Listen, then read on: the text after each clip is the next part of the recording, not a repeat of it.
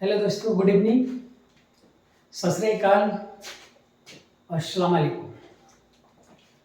आज इस YouTube की आधारशिला का पहला दिन है और इस पहले दिन के कालखंड में हम एक बेसिक चर्चा के साथ उपस्थित होंगे, क्योंकि आगामी आने वाले 3 से 4 मंथ के अंदर चाहे सुपर टेट हो, चाहे BO हो, चाहे ROAR हो, चाहे UPP, UPSI और अदर्स कॉम्पिटिटिव एग्जामिनेशंस, सबके नोटिफिकेशंस बड़ी मात्रा में आने वाली उम्मीद है।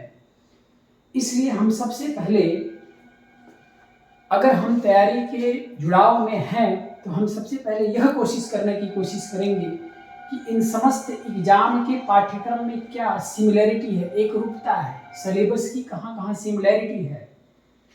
तो प्रथमतः हम इस बिंदु पर दृष्टिपात करने की कोशिश करें कि अगर मैं कोई बंदा सुपर टेट की प्रिपरेशंस करना स्टार्ट करता है, कोई BO की, कोई ROAR की, कोई SSC की, तो किस हद तक सिलेबस में एक रूपता है उसको देखने की कोशिश करें।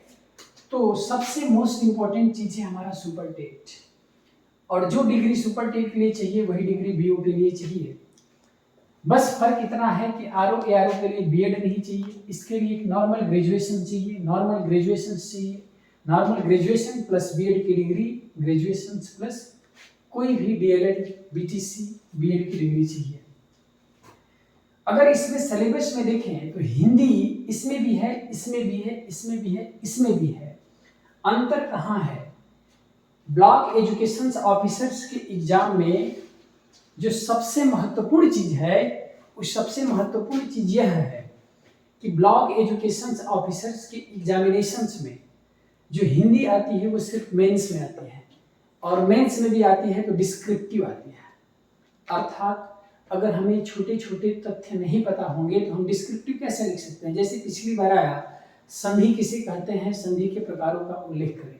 दोस्त हम लोग सिर्फ पढ़ लेते हैं, गुण संधि ये है, दीर्घ संधि ये है, वृद्धि संधि ये है, अयादि संधि ये है, लेकिन थोड़ा सा उसको डेप्थ में अगर पार्ट से बांट के करेंगे तो जायज सी बात है कि प्री प्लस मेंस के लिए, लेकिन स्पेशली हम इसकी तैयारी नहीं करेंगे कि हम हिंदी में मेंस की तैयारी कर रहे हैं। अरे प्री लेवल पर ही इतना डेप्थ लेवल में पढ़ो कि सारा डिस्क्रिप्टिव आप लिख के चले जाओ। 25 वर्ड्स, 50 वर्ड्स, 55 वर्ड्स, 150 वर्ड में लिखने के लिए आता है। ROAR में भी हिंदी है, लेकिन हिंदी में व्याकरण है और व्याकरण के सिर्फ 5 से 6 टॉपिक है। पत्र लेखन भी है, यहाँ भी हिंदी है। हिस्ट्री हर जगह आपको देखने को मिलेगी, जियोग्राफी आपको हर जगह देखने को मिलेगी, पॉलिटी भी आपको हर जगह देखने को मिलेगी। Economics and agriculture most important segment है, और यह इकोनॉमिक्स एंड एग्रीकल्चर का पार्ट बहुत इंपॉर्टेंट है क्योंकि बिल्कुल करंट ओरिएंटेड है। ठीक, यहाँ भी है, यहाँ भी है, यहाँ भी है। अब बात रही यहाँ तक EVS तक हर जगह सिलेबस में सिमिलैरिटी हमको देखने को मिला। अंतर है कि फिर अलग अलग एग्जामिनेशन की हम तैयारी क्यों करें। अभी मैंने सुपर टेट के लिए इतना सिलेबस की बात किया। सुपर टेट के कुछ पार्ट ऐसे हैं जो अदर कॉम्पिटिटिव एग्जामिनेशंस में नहीं आते हैं। CDP है जिसमें जीवन कौशल, लाइफ स्किल वाला पार्ट, बाल मनोविज्ञान वाला पार्ट, और अभिवृत्ति अर्थात एटीट्यूड एंड एप्टीट्यूड वाला पार्ट। संस्कृत भी कहीं नहीं देखने को मिलता है। इंग्लिश भी यूपी के एग्जाम में नॉर्मल ही देखने को मिलता है। बात ये रही कि और इसके बाद क्या है, जैसे मैथ है, कंप्यूटर है, ये सारे पार्ट यहाँ तक आएंगे। तो अंतर क्या है और क्या नहीं है ये मैंने स्पष्ट किया। अब बात रही कि इस तैयारी को कैसे स्टार्ट करें। तो दोस्त देखो, सबसे पहले हम क्या शुरू करेंगे और कैसे शुरू करेंगे। इस पूरे सिलेबस की एकरूपता को मैंने देखा, हर जगह पाठ्यक्रम में सिमिलरिटी है।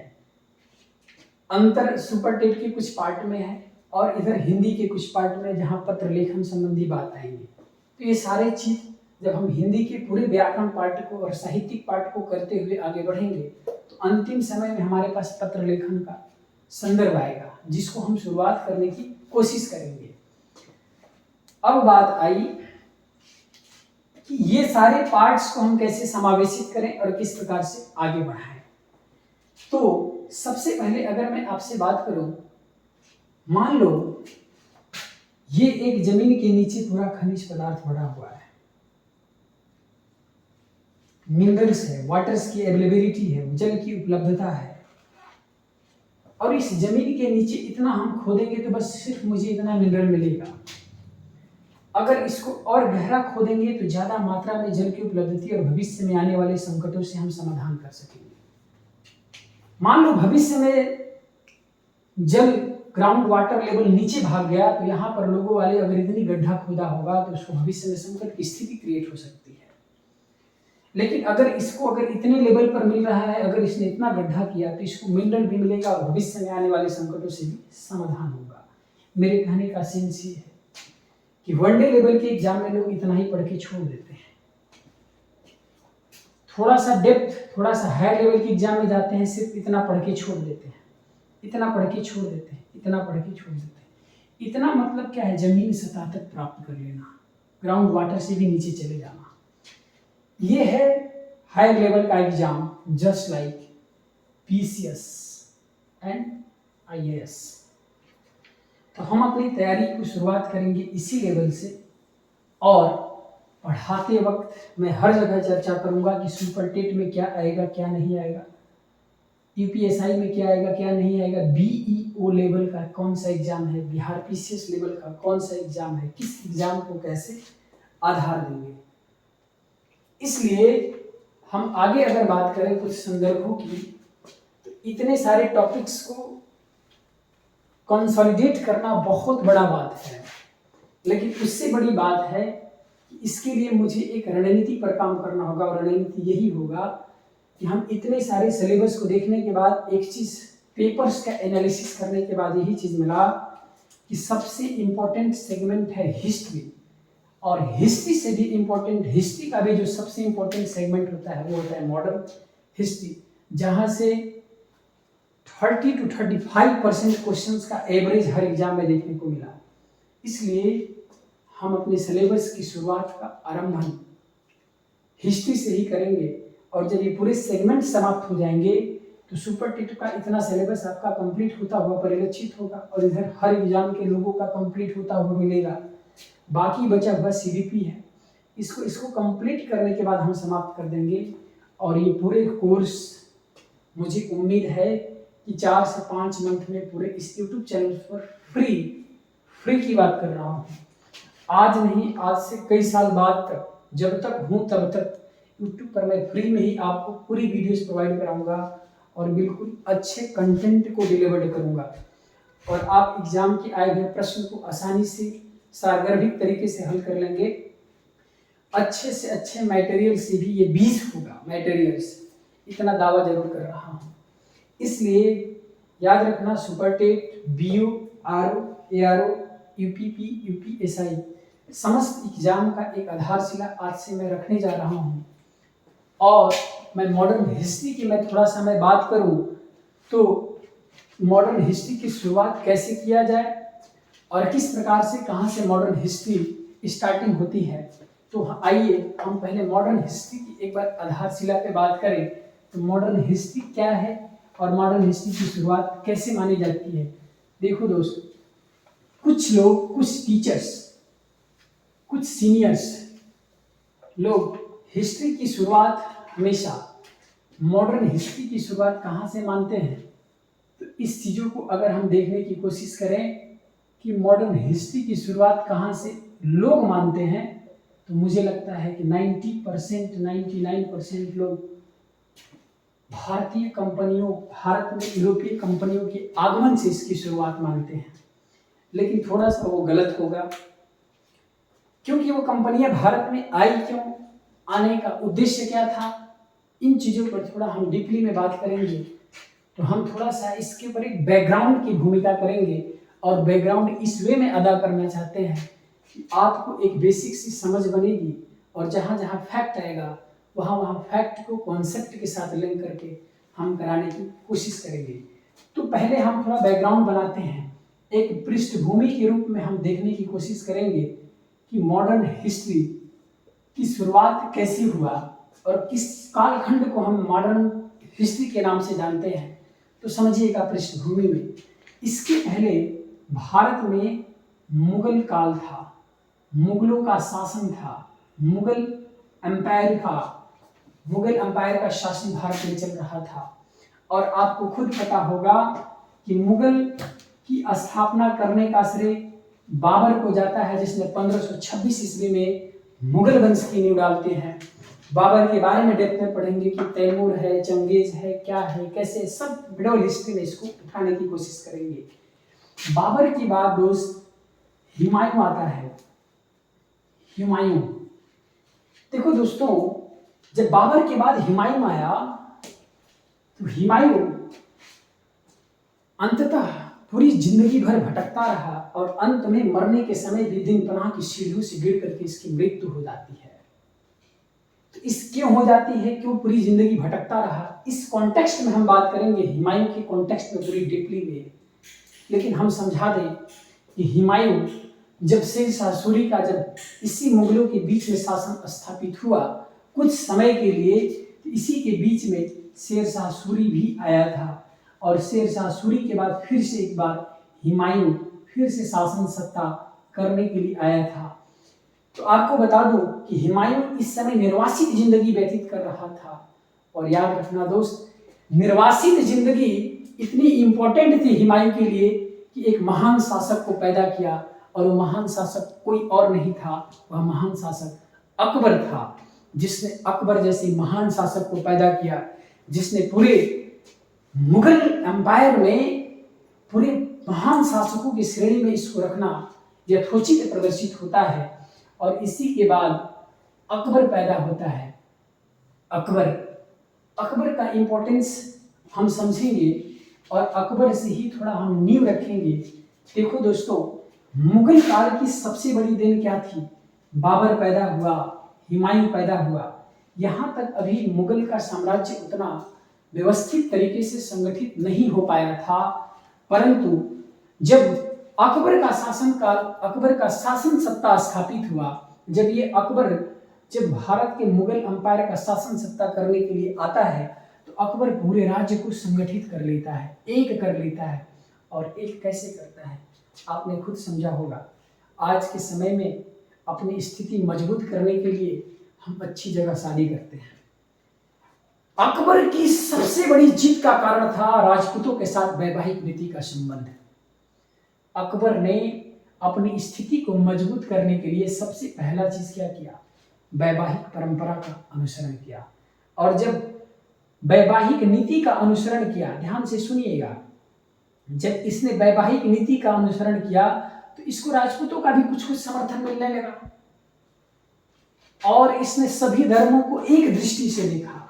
आज का धर्मनिरपेक्ष राष्ट्र जिसने सभी धर्मों को समान वरीयता दी हो, जिसे सुलह एक कुल की नीति कहते हैं, सुलह एक कुल की पॉलिसी कहते हैं, सभी राज्यों को एक समान दृष्टि से, सभी जनता को एक समान दृष्टि से।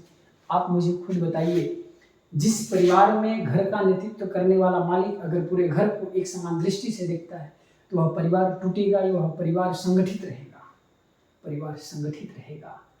अकबर ने भी पूरे अपने साम्राज्य में एक समान दृष्टि से सबको देखा और एक समान दृष्टि से सबको देखा तो इसने पूरे मुगल साम्राज्य को संगठित कर लिया। और संगठित को ही कहते हैं केंद्रीकृत कर लिया, सेंट्रलाइज्ड कर लिया।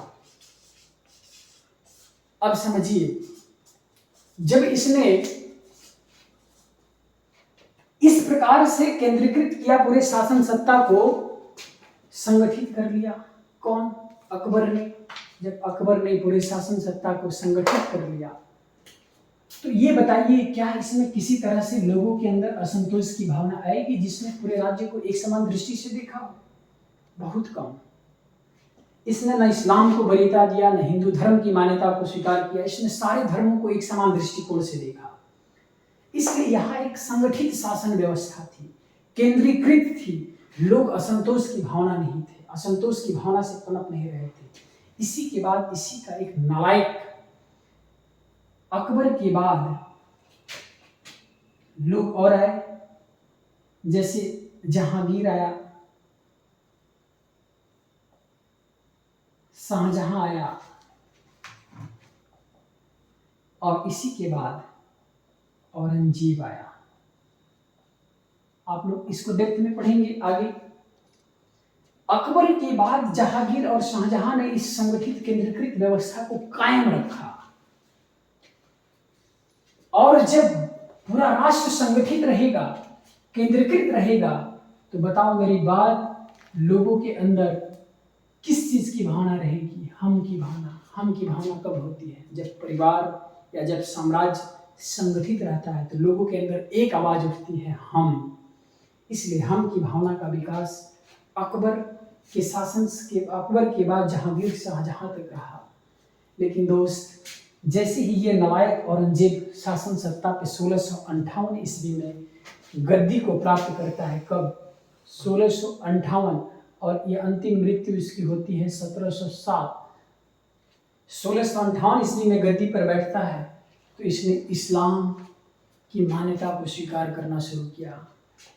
और किस हद तक इस्लाम की मान्यता को स्वीकार किया, इसी बात को पॉइंट टू पॉइंट समझेंगे तो शायद आपको आगे का इतिहास समझने में बहुत ही आनंदमय लगेगा। अब समझिएगा, जब औरंगजेब शासन सत्ता पर बैठता है तो इसने शरीयत को प्रमुखता दिया। शरीयत का मतलब इस्लाम की मान्यता को स्वीकार किया। और इतना ही नहीं किया, गैर मुसलमानों से जजिया टैक्स लिया। जब गैर मुसलमानों से जजिया टैक्स लेगा, ये मेरे को बताइए, क्या हिंदू जातियों में विरोध की भावना प्रखर होगी या नहीं होगी?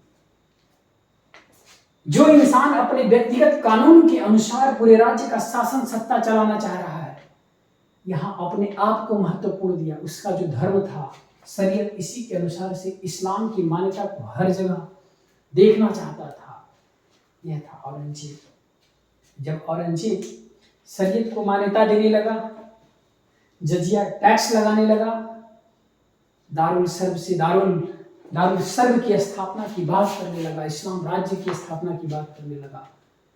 आप मेरे को बताइए, इसके पहले एक संगठित साम्राज्य की नींव जिसने अकबर ने रखा, इस नालायक शख्स ने इस शरीयत की परंपरा को समाप्त किया। शरीयत की परंपरा का अनुसरण करते हुए जब आगे बढ़ा, तो याद रखना, ये संगठित साम्राज्य जब ये शरीयत की परंपरा को रखेगा तो लोग क्या होगा। अब थोड़ा सा यहाँ पर एक बेसिक चीज को समझिएगा, बेसिक नोट्स को पकड़िएगा आप लोग। औरंगजेब की हम बात कर रहे हैं यहाँ पर, औरंगजेब, थोड़ा सा अच्छे से समझने की कोशिश करिएगा। जब औरंगजेब ने शरीयत को मान्यता दिया, जजिया कर लगाया, तो इन सारे कानूनों से क्या पैदा होगा?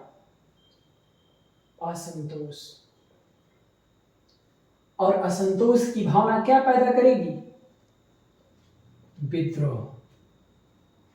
और जब विद्रोह की भावना क्यों पैदा हुई? क्योंकि इसने इस्लाम को महत्व दिया। और जब इस्लाम को बढ़ावा देगा, जब इस्लाम को महत्व देगा, तो क्या होगा?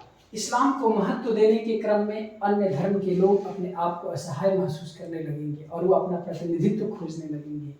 इसलिए हम की भावना यहाँ मर गई। और हम की भावना पर करके जब विद्रोह हुआ तो छोटे छोटे राज्य अपने अपने हितों के लिए लड़ना शुरू कर दिए। और यहीं से आ गया हम नहीं, मैं। इसलिए मैं की भावना का विकास कहाँ हुआ? औरंगजेब के शासनकाल में। हम नहीं, हम पूरे के लिए नहीं लड़ेंगे, हम सिर्फ अपने लिए लड़ेंगे। क्योंकि हम लोगों को क्या है? असंतोष है इसकी इस पॉलिसी से। इसलिए लोगों ने मैं करके जीना स्टार्ट कर दिया। और इसी क्रम में कहीं जाटों ने विद्रोह करना शुरू कर दिया, तो कहीं मराठों ने विद्रोह करना शुरू कर दिया, तो कहीं बंगाल का विद्रोह स्टार्ट हो गया, तो कहीं सारे विद्रोह स्टार्ट हो गए। और यही कहा जाता है कि औरंगजेब अपने मृत्यु के समय दिल्ली में न होकर के अपने जीवन काल के लगभग 13 से 15 वर्ष दक्कन में बिता दिया। इस तरह की पॉलिसी के कारण युद्ध होगा। इसीलिए दोस्तों, अगर सिंपल युग में कहा जाए तो मैं एक मोटा सा प्रश्न उठाता हूँ। आपको मुझे लगता है कि इस तरह की बात समझ में आ चुकी होगी। एक लास्ट बात को कर करके हम विराम देते हैं और शायद आप इसको समझने में बड़ी अच्छा से भूमिका अदा करेंगे। तो देखिए, मुगल काल यहाँ मैंने लिखा मुगल और यहाँ मैं लिख रहा हूं उत्तर मुगल। आपको थोड़ा सा समझना होगा, मुगल और उत्तर मुगल। तो ध्यान से सुनिए, ये है हमारी 17वीं सदी।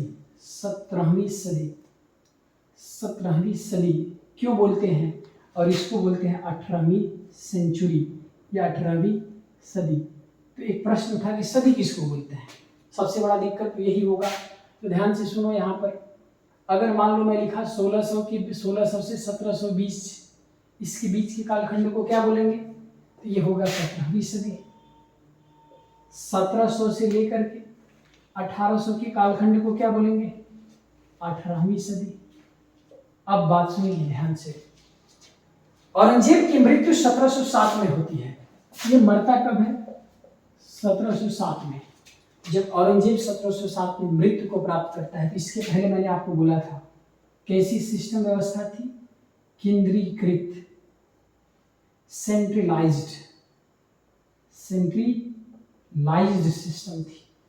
यहां कैसी व्यवस्था हो गई, विकेंद्रीकृत। अब समझिएगा इसी चीज को। केंद्रीकृत का मतलब है अलग अलग छोटे छोटे राज्यों के हाथ में सत्ता नहीं थी, एक शासक था जो सबको संतुष्ट करता था।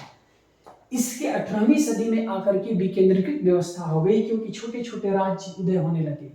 मोहम्मद शाह रंगीला के शासनकाल में बंगाल, अवध, मैसूर, हैदराबाद, मराठा, ये सब स्वतंत्र हो चुके थे, सब स्वतंत्र हो चुके थे। तो याद रखिए, सेंट्रलाइज सिस्टम था और यहाँ अलग अलग सत्ता के हाथों में विकेंद्रीकृत, इधर मैसूर, इधर ये, इधर ये, इधर ये। लेकिन यहाँ सिर्फ एक सत्ता थी, इसके चारों तरफ पूरा साम्राज्य बिखरा हुआ था। जब केंद्रीकृत होगा तो यहाँ पर क्या होगा, हम की भावना होगी, और यहाँ पर क्या होगा, मैं की भावना होगी। अपने अपने के लिए लोग लड़ेंगे। याद रखिए, जब यहाँ असंतुष्ट की भावना पैदा होगी, असंतुष्टता के कारण ही जब लोग आपस में छोटे छोटे राज्य जब अपने अपने में संघर्ष करने लगेंगे, ये मेरा है, ये मेरा है, इसी क्रम में बाहरी शक्तियों के आक्रमण करने का मौका मिल ही जाता है। और हुआ तो यही कि मोहम्मद शाह रंगीला के शासनकाल में नादिर शाह का आक्रमण हो जाता है, और अहमद शाह के शासनकाल में अहमद शाह अब्दाली का आक्रमण हो जाता है। इसका वास्तविक कारण आपको समझना पड़ेगा। इस मैं की भावना, अगर हम की भावना होती तो बाहरी शक्तियां क्या आक्रमण कर लेती। अवध का नवाब नादिर शाह को पुनः आक्रमण करने के लिए दिल्ली पर बुलाता है। क्यों? क्योंकि मैं की भावना का विकास हो चुका था। अगर हम की भावना होती तो शायद इस मुगल काल में ही आक्रमण बाहरी शक्तियां कर देती। इसमें किसी बाहरी शक्तियों ने आक्रमण, हिम्मत ही नहीं था, क्योंकि हम की भावना थी, सब एकजुट थे, सब राष्ट्र के लिए एक होकर के, संगठित होकर के कार्य करना चाहते थे। लेकिन यहाँ राष्ट्र जैसी कोई संकल्पना ही समाप्त हो चुकी थी। यहाँ क्षेत्र की संकल्पना विकसित हुआ, अपने अपने क्षेत्र का विस्तार करने के लिए लोग सोचने लगे, इसीलिए बाहरी शक्तियों का आक्रमण हुआ। और जब मैं की भावना होगी तो बाहरी शक्तियों का क्या होगा, बाहरी शक्तियों का हस्तक्षेप होगा, हस्तक्षेप होगा। और बाहरी शक्तियों के हस्तक्षेप के क्रम में नादिर शाह का आक्रमण होता है। नादिर शाह का आक्रमण और अहमद शाह अब्दाली का आक्रमण होता है। ये बाहरी शक्तियां और विदेशी शक्तियां थी, और इसी क्रम में अंग्रेजों का भी भारत में हस्तक्षेप शुरू हो जाता है। तो दोस्तों, एक मोटा मोटा मैंने आपको कॉन्सेप्ट दिया। अगर आपसे मान लीजिए आप बीओ की तैयारी कर रहे हैं, पीसीएस की तैयारी कर रहे हैं, अगर आपसे प्रश्न ये पूछा जाए कि क्या कारण था कि 18वीं सदी में छोटे छोटे राज्यों का उदय हुआ तथा बाहरी शक्तियों का हस्तक्षेप तथा आक्रमण भारत जैसी शक्ति पर होना प्रारंभ हो गया, क्या आप नहीं लिख सकते हैं? लिख सकते हैं। अभी मैंने आधुनिक भारत की शुरुआत ही नहीं किया, लेकिन इसकी पृष्ठभूमि में मैंने इतना बता दिया कि आप लिख सकते हैं कि 17वीं सदी का भारत एक केंद्रीकृत और संगठित समाज था, जहां सभी धर्मों के साथ सुलह एवं कुल की नीति अपनाई जाती थी। वहीं औरंगजेब के शासक के अंतिम समय में अनेक छोटे छोटे राज्यों को असंतुष्ट किया गया, जिसका सर्वप्रमुख कारण था शरीयत और जजिया कर पुनः लगाना तथा द्वेषपूर्ण एवं तुष्टीकरण की नीति का अनुसरण करना था। इतना ही नहीं, जब इस प्रकार से हुआ, अगर आप इस बात को लिख के चले आएंगे ना, आपको अगर 1.5 नंबर मिलना होगा तो 2.5 नंबर अवश्य मिलेगा कि विकेंद्रीकृत शासन सत्ता व्यवस्था के कारण लोगों के अंदर हम की भावना की समाप्ति और मैं की भावना का उदय हो गया, और इस मैं की भावना ने राष्ट्रवाद की संकल्पना को मृत प्राय किया और क्षेत्रवाद की संकल्पना को जीवित किया, और क्षेत्रवाद की संकल्पना को जीवित करने के साथ ही लोग आपस में अपने अपने क्षेत्र के लिए संघर्षरत हुए और अपने अपने क्षेत्र में उत्तराधिकार के संघर्ष की लड़ाई होने लगी।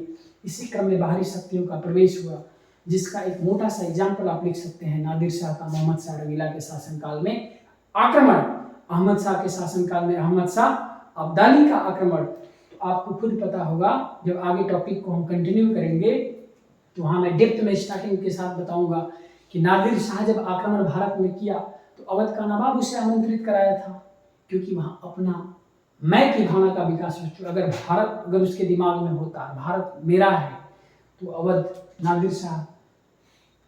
का नवाब नादिर शाह जैसे आक्रमणकारियों को भारत में आमंत्रित करने के लिए नहीं बुलाता। तो यही वजह है कि 17वीं सदी में बाहरी शक्तियों का हस्तक्षेप ना के बराबर रहा, जबकि 18वीं सदी में सिर्फ हस्तक्षेप ही नहीं हुआ, भारत एक छोटे छोटे टुकड़ों में बस गया। और जब छोटे छोटे टुकड़ों में बस जाता है ना, तो बाहरी शक्तियों का प्रवेश और बाहरी शक्तियों का शोषण जारी हो जाता है। यही कारण है कि अंग्रेज 1857 के विद्रोह तक भारत में इतने लंबे समय तक घुसे रहे कि भारत समझ नहीं पाया भारत को आजाद होने में इतना वक्त क्यों लगा। तो अब मैं एक मोटा सा बात आपको स्पष्ट करा दूं, शायद आप इस बात को समझ चुके होंगे, ये पूरा चीज कि विकेंद्रीकृत शासन व्यवस्था और सारी शासन व्यवस्था। अब एक बात याद रखिएगा दोस्तों, यहां तक अगर आप लिख लिए तो आप एक बात को समझना, अकबर जहांगीर शाहजहां के शासन काल तक जितनी शासन सत्ता के लिए तलवार का चमकना आवश्यक होता है, उससे कहीं ज्यादा उस तलवार के चमकने के साथ साथ समाज की स्वीकृति भी जरूरी होती है। इधर अकबर तक तलवार चमका, शाहजहां तक तलवार चमका, लेकिन वो तलवार चमकने में भय नहीं था, समाज की स्वीकृति थी, समाज के लिए लोग करते थे। लेकिन औरंगजेब के शासनकाल में आकर के तलवार तो चमकी मगर समाज की स्वीकृति समाप्त हो गई। जब समाज तलवार की चमक को अस्वीकार कर देता है ना, तो वहीं पर असंतोष पैदा हो जाता है और विद्रोह की भावना पनप जाती है। इसके पहले और उसके बाद की स्थिति आपको शायद मोटा मोटा समझ में आया होगा कि इसके पहले तलवार की चमक के साथ साथ समाज की स्वीकृति थी, लेकिन औरंगजेब के शासनकाल में आते आते तलवार की चमक तो थी, परंतु शासन सत्ता में समाज की अस्वीकृति पैदा हो गई, क्योंकि शरीयत और जजिया जैसे कानून को लागू किया जिसने लोगों को असंतुष्ट किया और लोगों ने विद्रोह करने के लिए आतुर हो गया, और लोग राष्ट्र की संकल्पना को मृतप्राय बना करके क्षेत्र की संकल्पना को जीवित किया मैं। और याद रखिएगा, ये मैं कब तक भारत में जीवित रहा और भारत कब तक गुलाम रहा, शायद आपके अंदर एक मोटा सा व्यू मैंने बनाने में मैं सक्षम हो चुका हूँगा। देखिए, ये थे मुगल, और मुगल के बाद आया उत्तर मुगल काल, और उत्तर मुगल काल ध्यान से समझिएगा, इसको मैंने 1526 से हम मोटा मोटा लेंगे। अकबर का डेथ 1605 ईस्वी में होता है, यहाँ तक हम लेते हैं 1526 से लेकर के 1605 तक मोटा मोटा लेते हैं। यहाँ तक भारत के अंदर हम की भावना थी, लेकिन उत्तर मुगल काल में 1707 औरंगजेब की मृत्यु के पश्चात, या यहाँ 1707 ही आप कर सकते हैं, कोई दिक्कत नहीं होगा। 1707 से लेकर के 1857 तक भारत में मैं की भावना का विकास था। मैं ये द्वंद्व हमेशा चला, जब मैं की समाप्ति होगी तो हम गुलाम करेंगे, गुलामी रखेंगे, किसी का मेरा शोषण होगा, हम बार बार उसके पास जाएंगे, क्षेत्रीय शक्तियों का आक्रमण होगा, किसी बड़े शक्ति की चुनाव में रहेंगे, हम मैं द्वंद्व चलता रहा। लेकिन 1857 के विद्रोह में भारतीयों ने ये अंग्रेजों को सूचित कर दिया, मैं नहीं हम। और 20वीं शताब्दी में आते आते लगभग 1915 के आसपास के समय गांधी जी इस चीज में सफल नहीं हुए कि मैं की समाप्ति करो। गांधी जी जब आए तो फिर से भारत के अंदर हम की भावना का विकास किया, और हम कह करके चंपारण सत्याग्रह, अहमदाबाद सत्याग्रह, मिल मजदूर आंदोलन, असहयोग आंदोलन, सबने अवज्ञा आंदोलन, भारत छोड़ो आंदोलन, व्यक्तिगत सत्याग्रह के माध्यम से गांधी जी ने लोगों के अंदर हम की भावना का विकास किया और ये हम की भावना की विकास ने ही राष्ट्र की संकल्पना को जीवित किया और भारत जैसे राष्ट्र को आजाद कराया। इसीलिए भारतीय संविधान की शुरुआत जब की गई तो मैं से नहीं किया गया। भारतीय संविधान की रूपरेखा का पहला अक्षर आप पढ़ेंगे तो लिखा होगा हम भारत के लोग, we the people of India. इसलिए ये हम छोटा वर्ड नहीं है, ये हम वर्ड समस्त भारत को रिप्रेजेंट करता है, यह मैं वर्ड क्षेत्र को रिप्रेजेंट करता है। तो आपको खुद समझ में आया होगा कि 18वीं सदी में बाहरी शक्तियों के आक्रमण का क्या कारण रहा? मैं की भावना का विकास, आपस में उत्तराधिकार के लिए संघर्ष, विकेंद्रीकृत शासन व्यवस्था, औरंगजेब की पॉलिसी, शरीयत और जजिया, टैक्स लगाना। इसलिए दोस्त मुझे उम्मीद है कि आपको ये पूरी बात समझ में आई होगी और कल से मॉडर्न हिस्ट्री का पहला टॉपिक उत्तर मुगल काल से स्टार्ट करेंगे। औरंगजेब की मृत्यु के पश्चात इसका पुत्र हुआ, 4 पुत्र हुए, मुअज्जम, आजम, ये सारी चीज़ टॉपिक पे हम कल बात करेंगे। दोस्तों इन्हीं के साथ मैं आपको गुड नाइट तो बोलूँगा, लेकिन उसके पहले एक और बात बता दूँ। अभी चैनल मेरा बिल्कुल नया है जिसका नाम है टारगेट विथ इंदु स्मृति। अगर आपको ऐसा लगा होगा कि मेरे इस लेक्चर का आपके लाइफ में बहुत बड़ा बेनिफिशियल होगा तो मैं निश्चय ही आपसे आग्रह करूंगा कि मेरे चैनल को सब्सक्राइब कीजिएगा और इसी के साथ साथ इसको शेयर कीजिएगा। और मैं वादा करता हूं कि जब तक मैं रहूंगा तब तक आपके साथ कदम से कदम मिलाकर चलने की कोशिश करूंगा और आपके हर प्रश्न का जवाब मैं कमेंट के माध्यम से देता रहूंगा। कैसा लगा इसको जरूर आप कमेंट में शेयर कीजिएगा। धन्यवाद।